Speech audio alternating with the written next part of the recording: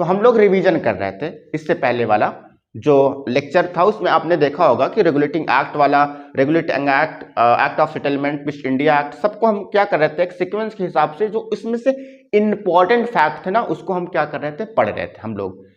लेकिन कुछ technical issue की वजह से वो पूरा लेक्चर नहीं हो पाया था, उसमें थोड़ी सी दिक्कत हो गई थी, जो पूरा ना रिवीजन भी पूरा नहीं हो पाया था, छूट गया था। आई थिंक 1813 का एक्ट ही हुआ था, वो भी आधा अधूरा हुआ था। लेकिन इस वीडियो को मैं उसका पार्ट 2 बना रहा हूं क्योंकि उसमें पूरा रिवीजन नहीं हो पाया था, इसमें कंप्लीटली रिवीजन हो जाएगा। तो इस वजह से एक्ट का पार्ट 2 रिवीजन वीडियो या रिवीजन लेक्चर ये वाला होगा।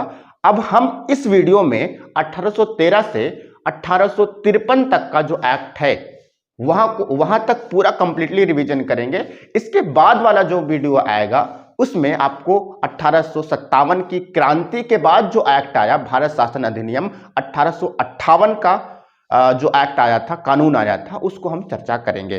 तो हम स्टार्ट करते हैं फिर से 1813 का कानून, जिसमें हम समझने की कोशिश करते हैं कि उसमें इंपॉर्टेंट फिगर्स, इंपॉर्टेंट चीजें क्या थी। देखो 1813 का एक्ट, यहां पर पहले हम इसको लिख लेते हैं इस तरह, ये एक एक्ट है, एक्ट को हम 1813 कहते हैं, है नहीं, 1813 का एक्ट, एक्ट ऑफ, ऐसे लिखते हैं, एक्ट ऑफ 1813।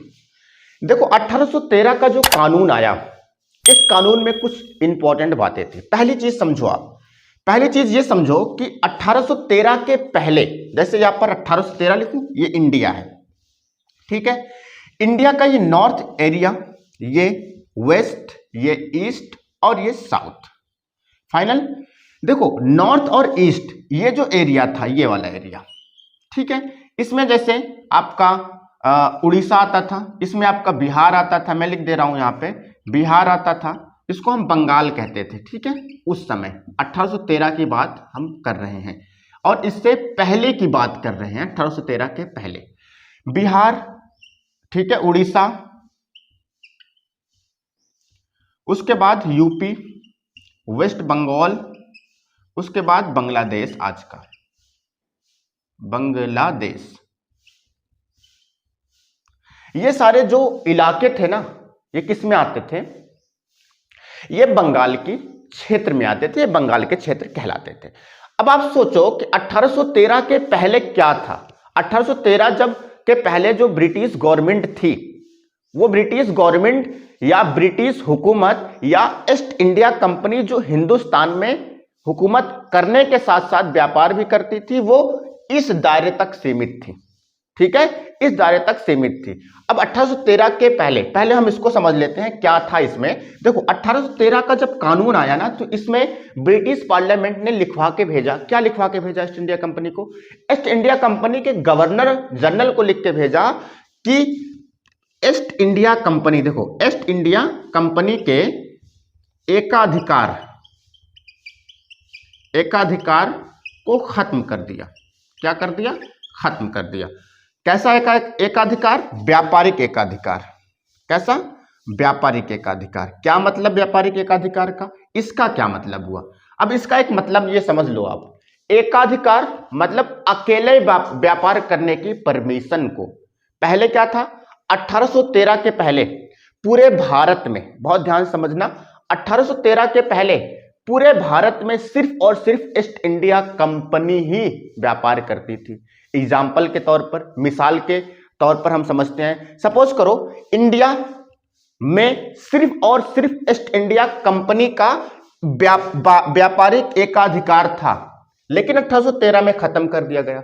इससे पहले क्या था, इससे पहले यह था कि ईस्ट इंडिया कंपनी के अलावा भारत में कोई और व्यापार नहीं कर सकता था, उसका अकेले का व्यापार करने का अधिकार था। न ईस्ट इंडिया कंपनी के अलावा न यहां पर कोई दूसरी कंपनी व्यापार कर सकती थी, न कोई तीसरी कंपनी व्यापार कर सकती थी, न कोई चौथी कंपनी व्यापार कर सकती थी। तो इवन पूरे भारत पर सिर्फ और सिर्फ एक ही कंपनी व्यापार करती थी। सपोज के तौर पर, मिसाल के तौर पर सपोज करो कि बुक बनाने वाली जो कंपनी है वो 4 है, ABCD, ठीक है, ऐसे बुक बनाने वाली कंपनी है, A है, B है, C है, D है, ये सारी कंपनी है। ये सारी कंपनी है। इसमें से एक कंपनी जो है ईस्ट इंडिया कंपनी, मान लो ए जो है ईस्ट इंडिया कंपनी है। तो जो ए है ये पूरे भारत में व्यापार करती थी, इनको तीनों को परमिशन नहीं थी, मतलब अकेले व्यापार करने का अधिकार सिर्फ और सिर्फ ईस्ट इंडिया कंपनी को था और किसी को नहीं था। ईस्ट इंडिया कंपनी अगर उस बुक को 10 रुपए में बेचे या 20 रुपए में बेचे या 30 रुपए में बेचे या 40 रुपए में बेचे, ये अपनी मर्जी से व्यापार करती थी और इंडिया के लोगों के पास कोई दूसरा ऑप्शन नहीं था। चाहे ये बुक को महंगी बेचे चाहे ये सस्ती बेचे, उस बुक को बेचने वाला कोई भारत में दूसरा नहीं था। कब? 1813 के पहले अकेले व्यापार करती थी, अकेले। इसी वजह से कहा गया है कंपनी का एकाधिकार था। लेकिन 1813 का जब कानून आया तो ब्रिटिश पार्लियामेंट ने कहा कि नहीं, ऐसा नहीं होगा।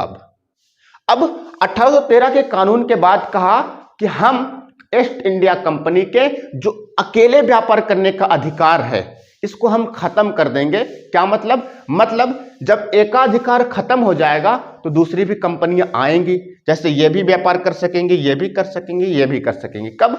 1813 के कानून आने के बाद। सपोज अब 1813 के कानून आने के बाद सारी कंपनियां यहां पर व्यापार करने लगी, तो इसके भारत को सभी के लिए खोल दिया गया। सभी के लिए क्या कर दिया गया? ओपन कर दिया गया। मतलब भारत को सभी व्यापारियों के लिए ओपन कर दिया गया, कोई भी आकर व्यापार कर सकता था। दूसरा चीज समझो, लेकिन कंपनी का एकाधिकार तो खत्म हो गया। कंपनी एकाधिकार के साथ अब व्यापार नहीं करेगी, मतलब सारी कंपनियां आकर व्यापार करेंगे। लेकिन यहां पर अपवाद क्या था? सुनो, अपवाद क्या था कि ईस्ट इंडिया कंपनी का एकाधिकार अभी था। किस पर था? मैं बताता हूं। कंपनी का एकाधिकार जो था वो किस पर था? चाय पर था। दूसरा चीन के साथ, इन दोनों पर इनका एकाधिकार था। एकाधिकार था क्या मतलब? जैसे अभी हमने यहां पे बताया कि एकाधिकार खत्म कर दिया, बिल्कुल खत्म कर दिया। लेकिन ब्रिटिश गवर्नमेंट ने साथ में एक चीज और उसमें लिख दी कि भारत में बहुत सारी कंपनियां आए, जो भी कंपनी आए किसी को मना नहीं होगा आकर व्यापार करें। लेकिन जैसे ब्रिटिश गवर्नमेंट ने जब ये चीजें लिखवा के भेजी, ये चीजें गवर्नर जनरल को भेजी, तो यहां पर डच भी आ गए, यहां पर फलाने धमाके सारी कंपनियां आ गई। लेकिन सबको कहा कि देखो हर चीज का व्यापार करो, तुम किसी चीज की कोई मनाही नहीं। साबुन बेचना चाहते हो बेचो, बुक बेचना चाहते हो बेचो, किताबें बेचना चाहते हो, मतलब हाँ किताबें बेचना चाहते हो बेचो, इवन जैकेट का, पैंट का, शर्ट का, जो भी बिजनेस करना चाहते हो, जो भी उद्योग लगाना चाहते हो, जो भी कुछ करना चाहते हो करो, सबको छूट है। अब हमारा मतलब ईस्ट इंडिया कंपनी का कोई अकेले के व्यापार करने का अधिकार नहीं है, सब कंपनियां व्यापार कर सकती हैं। लेकिन एक बात सब लोग, जितनी कंपनियां हैं सब लोग कान खोल के सुन लो। क्या कान खोल के सुनना था? एक बात आप लोग अच्छे से जान लो कि दो चीज पर, कितनी? दो चीज पर अभी भी मेरा एकाधिकार होगा। ईस्ट इंडिया कंपनी दो चीज पर एकाधिकार को कायम रखेगी। क्या बोला? कि सब व्यापार करो, लेकिन खबरदार कोई भी कंपनी चाय का व्यापार नहीं करेगी। चाय का अगर व्यापार होगा हिंदुस्तान में तो वो सिर्फ और सिर्फ ईस्ट इंडिया कंपनी बनाएगी।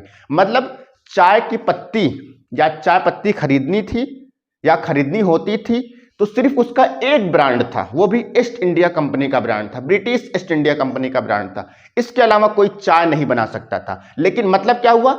चाय पर भी अभी कंपनी का एकाधिकार कायम था।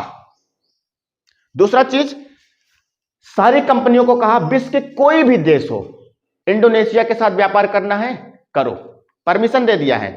उसके बाद पाकिस्तान तो था, भारत ही में शामिल था, ठीक है। उसके बाद तुम्हें केनिया के साथ व्यापार करना है करो, अर्जेंटीना के साथ व्यापार करना है करो, अमेरिका के साथ व्यापार करना है करो, विश्व का कोई भी देश हो उसके साथ व्यापार करना है खुले तौर पर करो। लेकिन एक देश है चीन, चीन के साथ व्यापार सिर्फ और सिर्फ ईस्ट इंडिया कंपनी करेगी, इसके अलावा कोई व्यापार नहीं करेगी उसके साथ। तो ये सारी क्या थी? ये सारा अभी एकाधिकार बाकी था। दो चीज पर अभी भी ईस्ट इंडिया कंपनी का एकाधिकार था। आई बात समझ में। लेकिन इसमें इनको अल्टीमेटम दे दिया गया, किसको? 1813 में कंपनी को सामने एक अल्टीमेटम रख दे दिया गया कि ठीक है, तुम्हारे व्यापारिक स्ट्रक्चर को सिर्फ और सिर्फ 20 साल तक और बर्दाश्त करेंगे। मतलब तुम्हारा ये जो व्यापारिक सिस्टम है, जो कबाड़ा फैलाए हो हिंदुस्तान में, 20 साल के समय दे रहे हैं। 20 साल बाद ये कबाड़ा बटोर के यहां से खसक लेना, निकल लेना। तो इनको 20 साल का अल्टीमेटम दे दिया गया। कितने? 20 वर्ष का व्यापारिक अधिकार दे दिया गया, व्यापारिक अधिकार दे दिया गया। कितने वर्ष का? 20 साल का व्यापारिक अधिकार दे दिया गया कि ठीक है, 20 साल ले अब तुम यहां पर व्यापार करो, 20 साल तक तुम्हें कोई मना नहीं करेगा। मतलब कंपनी को अल्टीमेटम दे दिया गया। तो मकसद क्या था कंपनी का? सिर्फ भारत पे हुकूमत करने का मकसद था, इरादा था इनका। दूसरा चीज समझो, दूसरा चीज क्या है कि दूसरा चीज इनको जो ईस्ट इंडिया कंपनी का क्षेत्र था, जो ईस्ट इंडिया कंपनी का क्या क्षेत्र था, मतलब ईस्ट इंडिया कंपनी का क्षेत्र बोले तो ये ईस्ट इंडिया कंपनी भारत के जिन क्षेत्रों पर हुकूमत करती थी या भारत के जिन क्षेत्रों पर व्यापार करती थी, इन सभी क्षेत्रों पर क्राउन का कंट्रोल हो गया। मतलब किसका? ब्रिटिश के क्षेत्रों पर किसका कंट्रोल हो गया? क्राउन का कंट्रोल हो गया, क्राउन का कंट्रोल हो गया। और एक इंपॉर्टेंट और आखिरी काम इसमें यह हुआ कि जो भारत में ईसाई मशीनरियां थी, तीसरा काम या अगला काम इसमें, इस कानून में क्या था? जो ब्रिटिश में पादरी थे या ब्रिटिश में जो धर्म है ईसाई धर्म, उसके प्रसार की, ठीक है, उस वहां के शिक्षा व्यवस्था की, वहां के कल्चरल की, वहां के एजुकेशंस, यानी कि जो पश्चिमी सभ्यता की जितनी भी परंपराएं थी, ट्रेडिशंस थी, वहां की धार्मिक परंपराएं, वहां की सामाजिक परंपराएं, सभी परंपराओं को भारत में प्रचार प्रसार करने की परमिशन दे दी गई। किसमें? इसमें ईसाई मशीनरी, ऐसे लिखें, ईसाई मशीनरी को परमिशन मिल गई। मतलब अब कोई भी पादरी आकर यहां पर हिंदुस्तान में चर्च डाल सकता है, ईसाई धर्म का प्रचार प्रसार कर सकता है, और उसके बाद इंग्लिश शिक्षा का भी प्रचार प्रसार कर सकता है। मतलब भारत को ईसाई प्रचार प्रसार के लिए खोल दिया गया। आओ तुम अपनी शिक्षा को यहां पर एस्टैब्लिश करो, आओ तुम अपने धर्म का यहां पर प्रचार करो, सभी के लिए खोल दिया गया। तो ये 1813 के कानून में इतनी चीजें शामिल थी। अब जल्दी से हम बढ़ते हैं 1833। ये एक्ट, दो एक्ट, एक है एक्ट ऑफ 1833, एक्ट ऑफ 1833। इसमें सबसे पहला काम क्या हुआ? इसमें सबसे पहला काम यह हुआ कि जो बंगाल का गवर्नर जनरल था, सुनो, बंगाल का गवर्नर, बंगाल ऑफ गवर्नर, जो बंगाल का गवर्नर जनरल था ना, अब ये बंगाल का गवर्नर जनरल नहीं रहेगा। क्या मतलब? तो कहां का रहेगा? ये जो बंगाल का गवर्नर जनरल है ना, अब सिर्फ बंगाल का गवर्नर जनरल ना रहकर पूरे भारत का गवर्नर जनरल होगा। कितने? पूरे भारत का। अब इसको गवर्नर जनरल ऑफ इंडिया बना दिया गया, गवर्नर जनरल ऑफ इंडिया बना दिया गया। 1813 के कानून में यह कहा कि जो बंगाल का गवर्नर जनरल है, अब वो बंगाल का गवर्नर जनरल नहीं होगा, बल्कि अब पूरे भारत का गवर्नर जनरल होगा। क्या मतलब? अभी आप नक्शे से समझो। देखो, ये है पूरा इलाका बंगाल, ठीक है। अब ये पूरा भारत है, ये समझ लो, ये पूरा भारत है, ये पूरा भारत है, ठीक है। इस पूरे भारत पे ये इंडिया है। इस इंडिया के सिर्फ इतने से भाग पर किसकी, ये इतने भाग पर 1833 तक बंगाल ऑफ गवर्नर होते थे, या बंगाल का गवर्नर जनरल होता था, सिर्फ इतने एरिया पर, ठीक है, इतने एरिया पर। ये बहुत बड़ा एरिया था। इसमें उस समय कितने भाग आते थे? उड़ीसा आता था। उस समय कौन से आते थे? बिहार आता था। उस समय इसमें कौन से क्षेत्र आते थे? यूपी आता था। उसमें कौन से क्षेत्र आते थे? बांग्लादेश आता था। उसमें कौन से इलाके आते थे? वेस्ट बंगाल आता था। तो ये सारे जो क्षेत्र थे, उड़ीसा, बिहार, यूपी, बांग्लादेश, वेस्ट बंगाल, इतने बड़े एरिया पर बंगाल कहलाता था। ये बड़ा एरिया जो था बंगाल कहलाता था। इतने बड़े एरिया पर एक गवर्नर जनरल अपॉइंट होता था जिसको गवर्नर जनरल ऑफ बंगाल कहा जाता था 1833 के पहले। और ये इलाका जो देखो, ये गुजरात का, कुछ महाराष्ट्र का इलाका जो है, इसको बंबई कहा जाता था। क्या कहा जाता था? बंबई। और इधर केरल, तमिलनाडु वगैरह का जो इलाका था, इसको मद्रास कहा जाता था। कर्नाटक वगैरह का मद्रास कहा जाता था। तो ये बंबई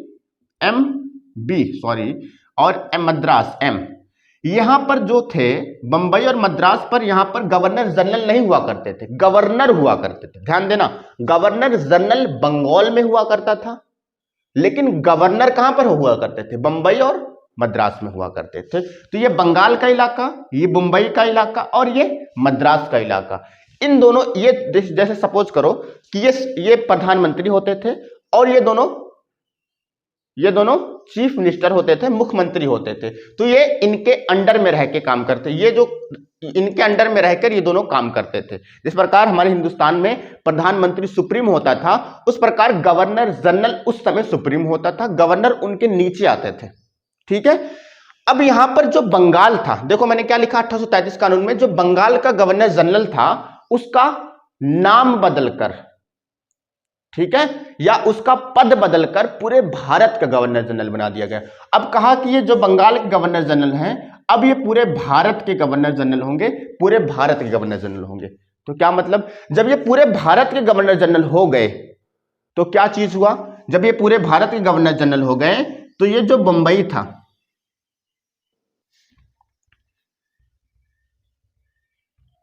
जो बंबई और मद्रास था, बंबई और मद्रास के जो गवर्नर थे, जी लिख दे रहा हूं मैं, इधर जी लिख दे रहा हूं, इनको एक पावर मिली थी। कौन सी पावर मिली थी? बंबई और मद्रास के गवर्नर जो थे, ये अपने क्षेत्र में प्रशासन का संचालन करने के लिए, बहुत ध्यान सुनना, एडमिनिस्ट्रेशन वर्क को बेहतर तरीके से चलाने के लिए बंबई और मद्रास के गवर्नर को अपने इलाके में, बंबई और मद्रास के गवर्नर को अपने इलाके में, इनका जो इलाका था, इस इलाके में अपने प्रशासन को सही तरीके से चलाने के लिए, एडमिनिस्ट्रेशन वर्क को बेहतर करने के लिए, ये अपने क्षेत्र में कानून बना सकते थे। ध्यान देना, अपने क्षेत्र में क्या बना सकते थे? कानून बना सकते थे। मतलब लॉ फॉर्मेशन की पावर थी इनके पास। लेकिन ये कानून, मद्रास और बंबई के गवर्नर कानून बनाते थे, लेकिन ये गवर्नर जनरल ऑफ बंगाल से पूछकर, मतलब इनके कानून तभी बनता था या मान होता था जब बंगाल का गवर्नर जनरल इनको कानून बनाने की परमिशन देता था। लेकिन ध्यान देना, लेकिन बंबई और मद्रास के जो गवर्नर थे, इनके पास लॉ फॉर्मेशंस की ताकत थी, कानून बनाने की ताकत थी। लेकिन जब बंगाल का गवर्नर जनरल पूरे भारत का गवर्नर जनरल बन गया, तो बंबई और मद्रास के गवर्नर से कानून बनाने की जो पावर थी ना, उसको छीन लिया। तो इनसे क्या किया? लॉ फॉर्मेशन की ताकत क्या कर ली? छीन लिया। समझ में आया? जैसे फिर से समझो, बंबई और मद्रास, इनके गवर्नर अपने इलाके में क्या कर सकते थे? कानून बना सकते थे। कब बना सकते थे? जब बंगाल का गवर्नर जनरल बंगाल तक सीमित था, पूरे भारत का गवर्नर जनरल नहीं हुआ था तब। लेकिन जब वो पूरे भारत का गवर्नर जनरल हो गया, तो वो पूरे भारत का जो गवर्नर जनरल हुआ, वो मुंबई के लिए भी और मद्रास के लिए, दोनों के लिए कानून बनाना शुरू कर दिया। कहा कि भैया अब हम पूरे भारत के गवर्नर जनरल हैं, तुम, बंबई भी हमारे क्षेत्र में आएगा और मद्रास भी हमारे क्षेत्र में आएगा, तो अब जरूरत पड़ेगी बंबई के लिए या मद्रास के लिए किसी कानून की, तो वो अब भारत का गवर्नर जनरल ही कानून बनाएगा। और वो गवर्नर जनरल, पहला भारत का गवर्नर जनरल कौन था? प्रथम गवर्नर जनरल जो था, फर्स्ट गवर्नर जनरल जो था, यहां पे लिख दूं मैं, हाँ, फर्स्ट गवर्नर जनरल जो था Lord William Bentinck, Lord William Bentinck, he was the first governor general of India. ठीक है। दूसरा चीज या तीसरा चीज आप समझो कि 1833 के कानून में ये सारी चीजें हो रही है कि बंबई और मद्रास के गवर्नर से अब इनकी पावर छीन कर किसको दे दिया गया, गवर्नर जनरल ऑफ इंडिया को दे दिया गया। मतलब लॉर्ड विलियम बेंटिंग अब ये पूरे भारत के लिए कानून बनाएंगे, ना कि बंबई और मद्रास गवर्नर। अब इनकी पावर को क्या कर लिया गया था, लॉ फॉर्मेशन की पावर को छीन लिया गया। इनका एक काम और हुआ था, आपको पता है, दो बोर्ड बनाए गए थे, बोर्ड ऑफ डायरेक्टर्स और बोर्ड ऑफ कंट्रोल्स। और हमने क्या बताया यहां पर, 20 साल के लिए इनके व्यापारिक एकाधिकार को बढ़ा दिया गया था। लेकिन 1833 के कानून में क्या हुआ, 1833 के कानून देखो 13 और 33 में 20 साल का फर्क है। 20 साल बाद 1833 में इनके ईस्ट इंडिया कंपनी के व्यापारिक स्ट्रक्चर्स को हमेशा के लिए खत्म कर दिया गया। मतलब हमने ईस्ट इंडिया एक्ट पढ़ाया है, अगर आपने वो वीडियो नहीं देखा है तो डिस्क्रिप्शन बॉक्स में मिलेगा या चैनल पर आपको आसानी से मिल जाएगा। इनका बोर्ड ऑफ कंट्रोल सिर्फ बाकी था board of directors, board of director. ये बोर्ड ऑफ डायरेक्टर किस कानून के तहत बना था, ईस्ट इंडिया एक्ट 1784 में। इसको क्या कर दिया, खत्म कर दिया गया।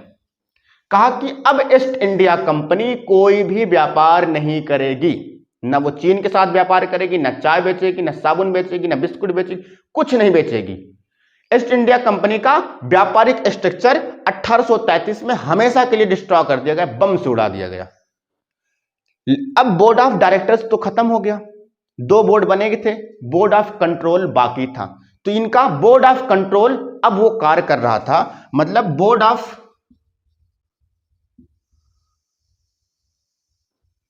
कंट्रोल ये चल रहा था। बाकी सारे इनके दो बोर्ड्स थे, एक बोर्ड को खत्म कर दिया। इनका व्यापारिक स्ट्रक्चर खत्म कर दिया गया, सिर्फ इनका एडमिनिस्ट्रेशन स्ट्रक्चर बाकी था। अब हम जल्दी से पढ़ते हैं 1853 का एक्ट। इसमें बहुत ज्यादा कुछ नहीं है। 1853 में ये जो बोर्ड ऑफ कंट्रोल बचा था ना, इसको उठा के हम इधर लिखते हैं। देखो, board of control, board of control बाकी था। क्यों? क्योंकि बोर्ड ऑफ डायरेक्टर्स को तो खात्मा हो गया। अब बोर्ड ऑफ कंट्रोल का कार्य क्या था, एडमिनिस्ट्रेशन वर्क को मैनेज करना। एडमिनिस्ट्रेशन वर्क को क्या करना, मैनेज करना। बोर्ड ऑफ कंट्रोल क्या करते थे, शासन करती थी। ठीक है। अब ये बोर्ड ऑफ कंट्रोल शासन करती थी ना, तो जरूरत पड़ती थी तो कानून भी बना लेती थी, जरूरत पड़ती थी उस कानून को फॉलो भी करवाती थी। जिस तरह हमारे हिंदुस्तान में दो हैं, एक व्यवस्थापिका एक विधायिका। विधायिका कानून बनाती है, व्यवस्थापिका उस कानून का पालन करवाती है। लेकिन बोर्ड ऑफ कंट्रोल में ऐसा सिस्टम नहीं था, खुद ही कानून बनाती थी, खुद ही उस कानून का पालन भी करवाती थी। लेकिन 1833 में ब्रिटिश पार्लियामेंट ने कहा कि नहीं, अब ऐसा नहीं होगा। बोर्ड ऑफ कंट्रोल को दो भागों में हम डिवाइड कर लेंगे। इसको कितने भागों में, दो भागों में डिवाइड कर लिया। एक का काम क्या हुआ, लॉ फॉर्मेशन का काम करती थी। लेजिस्लेचर असेंबली बनाई गई,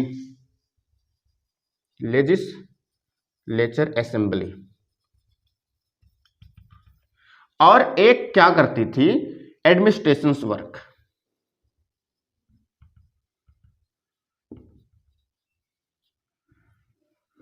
बस यहीं तक इसका वजूद था। मतलब 1853 के कानून में बोर्ड ऑफ कंट्रोल को दो भागों में डिवाइड किया गया। 1853 के कानून में ईस्ट इंडिया कंपनी के, बोर्ड ऑफ कंट्रोल के व्यापारिक स्ट्रक्चर का तो खात्मा ही हो गया था। बनाया गया एडमिनिस्ट्रेशन वर्क। इसमें दो भाग होंगे। एक भाग वो होगा जो कानून बनाएगा, जिसको लॉ फॉर्मेशन की पावर होगी। जो कानून बनाएगा उसके कानून की व्यवस्था करने के लिए कोई जिम्मेदारी नहीं होगी। जो कानून बनाएगा सिर्फ वो कानून ही बनाएगा, या जो कानून को लागू करवाएगा वो सिर्फ कानून को लागू करवाएगा। मतलब कानून बनाने और कानून लागू करवाने, इन दोनों को अलग अलग बांट दिया गया। जैसे ईस्ट इंडिया कंपनी के कुछ कर्मचारी सिर्फ कानून बनाएंगे, ईस्ट इंडिया कंपनी के कुछ कर्मचारी सिर्फ क्या करेंगे, उस कानून की व्यवस्था या उस कानून को लागू करवाएंगे। इसके प्रशासनिक कार्य को और विधायी कार्य को, ऐसे समझो। ईस्ट इंडिया कंपनी के प्रशासनिक कार्य को, ईस्ट इंडिया कंपनी के विधायी कार्य को। विधायी कार्य बोले तो कानून बनाने की पावर को, और प्रशासनिक कार्य बोले तो उस कानून को लागू करवाने, उसकी व्यवस्था कराने के कार्य को क्या कर दिया गया, अलग अलग कर दिया गया, बांट दिया गया। किस कानून में, 1853 के कानून में।